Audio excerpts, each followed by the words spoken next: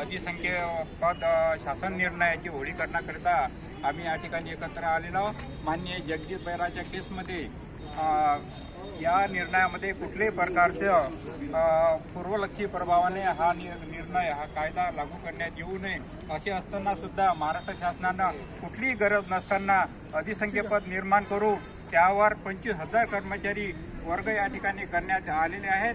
बहुंशी कर्मचारी वर्ग केलेले आहेत आणि थोडेफार कर्मचारी अधिसंख्यपदावर वर्ग करण्यात ही प्रक्रिया अद्याप चालू असली तरी हा आमच्यावर फार मोठा कोळी महादेव जमात असेल, हलबा असतील, मल्लेमाळ असतील, टोकरी असतील, ढोरकोळी असतील, या 25,000 कुटुंब या कायद्यामुळे प्रभावित होणार आहे। आणि या निर्णयाला आज 21 डिसेंबरला 1 वर्ष पूर्ण होत असल्या कारणानं आम्हाला हा शासन निर्णय मुळीच मान्य नाही आणि हा शासन निर्णय आमच्यावर अन्यायकारक असल्या कारणानं आम्ही आज जिल्हाधिकारी कार्यालयासमोर सर्व जिल्ह्यामध्ये एकाच वेळेला माननीय भांडेसाहेबांच्या मार्गदर्शनाखाली आम्ही हा होळी दहनाचा कार्यक्रम या सर्व राज्यामध्ये आयोजित केलेला आहे।